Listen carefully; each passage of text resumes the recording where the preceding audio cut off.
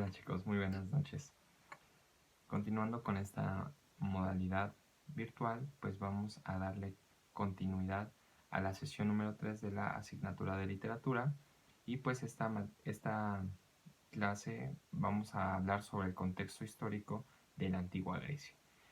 Pues el sumario va a tratar de una explicación muy breve y resaltar las características importantes de cada una de las 4 edades.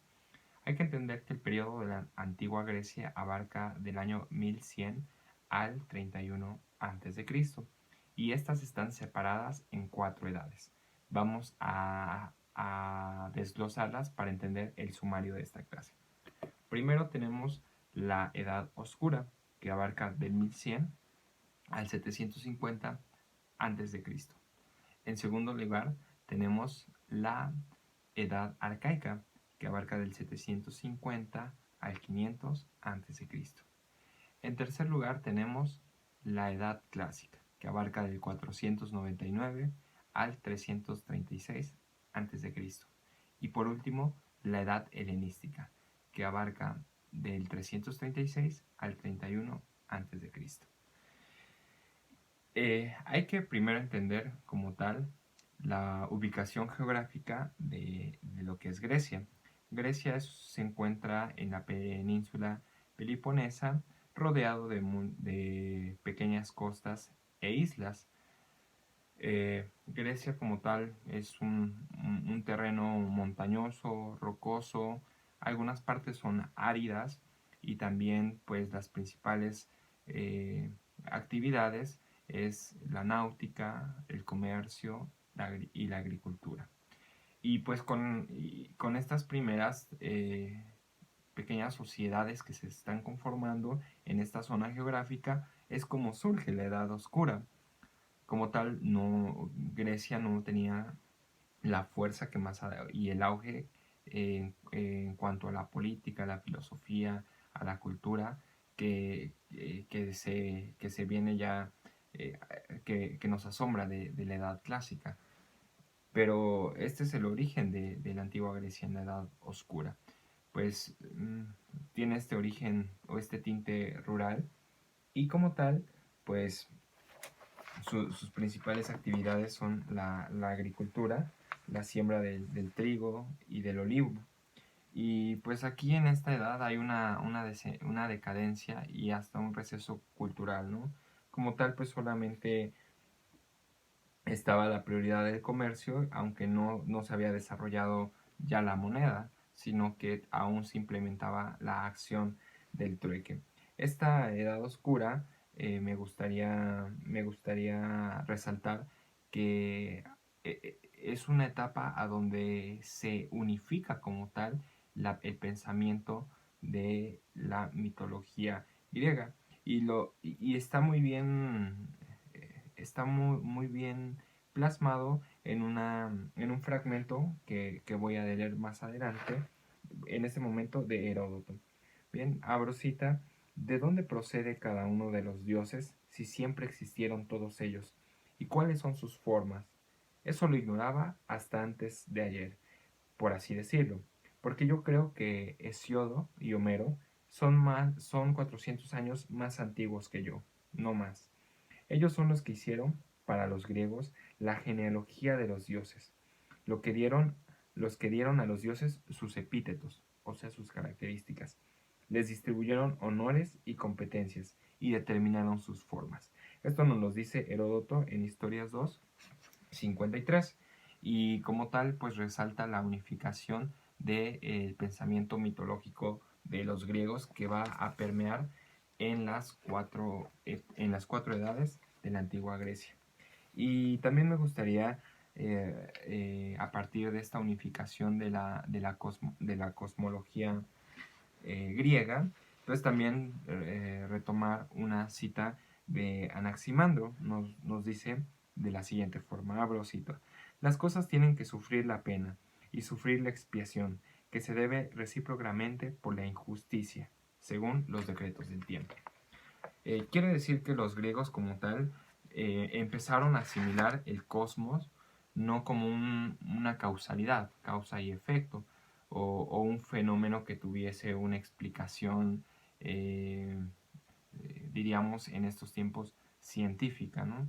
O naturalista para los presocráticos, sino que el universo tenía un origen caótico, de las cuales este caos permitió como tal el surgimiento de diversos dioses, y estos dioses a la vez tenían la necesidad de restablecer este equilibrio en el universo a través de la interacción con el hombre.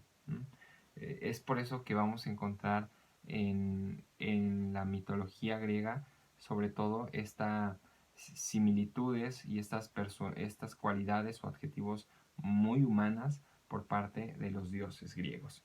Entonces, este es el punto más importante a resaltar de la Edad Oscura. En el 750 al 500 a.C. hablamos ya de la Edad Arcaica. Y en la Edad Arcaica, como tal, pues vamos a detenernos ya en la actividad política, en la actividad política, para entender como tal cómo surge cómo se establece y se consolida la democracia. Primero, pues hay que entender el fortalecimiento entre la relación de las ciudades y el Estado. Esta relación como tal es llamada la polis. Y esta polis se regía por dos figuras importantes. Estas dos figuras son las Gerusia y las Apeya. Las Gerusias y las Apeya.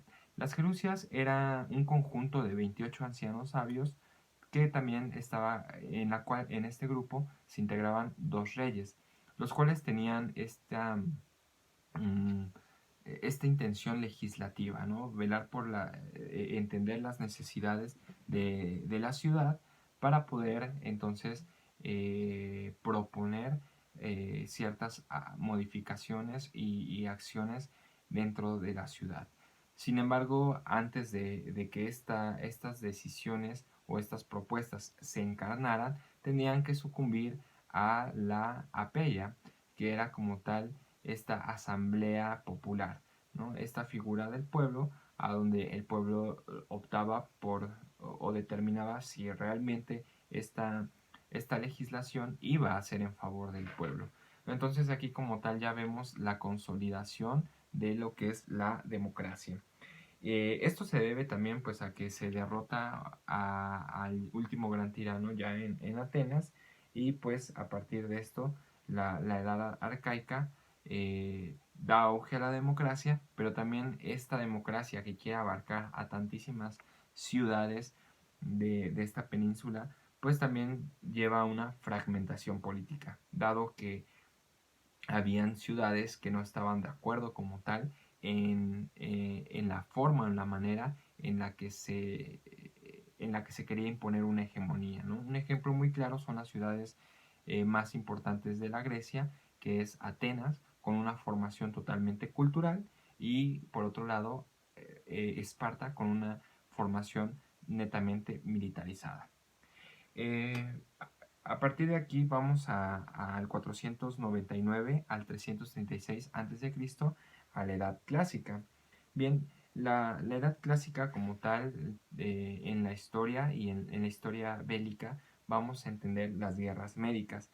La primera guerra médica está establecida por la conquista y la expansión de Darío I y la derrota de los griegos en el Asia Menor.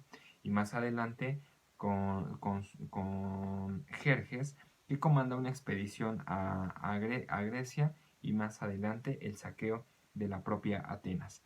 Estas acciones bélicas fueron varadas en el año 480 y 479 a.C., en la guerra de Salomina y Platea.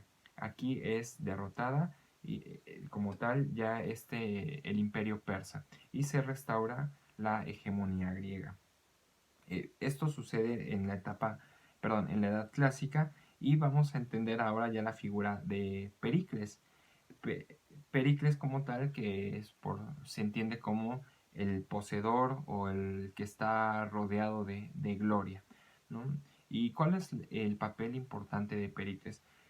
Pericles es un promotor de las artes y de la literatura y es el que es el causante de que Atenas se haya convertido en una cuna de un centro cultural.